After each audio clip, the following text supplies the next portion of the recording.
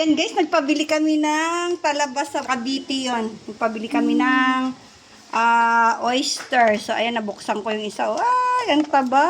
Ngayon, pakain mo kay Papa. Laki. Kaya, Ayun, ang galing. Nakuha. Nakita. ala ko, hindi lang Hindi siya bumuka rin. Kailangan mainit na mainit.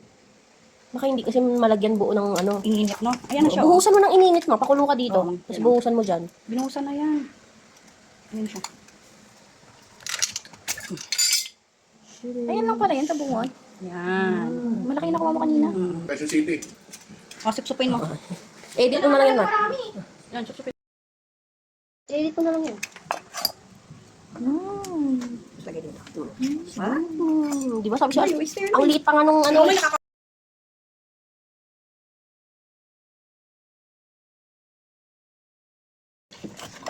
Ay! Ano yan? Dati? Nanonood ka naman. Hindi yan. Di punggol. Ayos ka na. Sarap, no?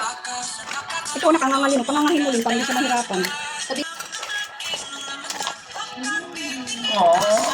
Ay, kumayas ka dito, no? Itapon ko yan. Dati. Ibig sa kanya. Yan. Tapos may patakan ko ang ano, ang kalamansi. Tapis. Oo, daw, tapos. Yan, dapat tayo. Yan. Ganun pala yan. Okay na. Dapat ang pour pa mo. Yan. Hindi malaki sa dulo. Hindi mo nalagyan. Ito? Hindi, ito. Ito. Dako. Hindi mo nalagyan. Kunti lang pala. Yung si Ika naman naglalaro ng tablet eh.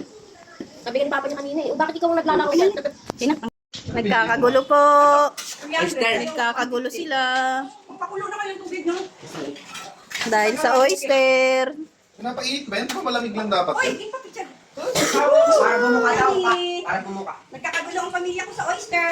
Kain tayo, guys. Oyster. Bebe, wala ka. Ayun po si Bibi. Si Bibi nga. Wow!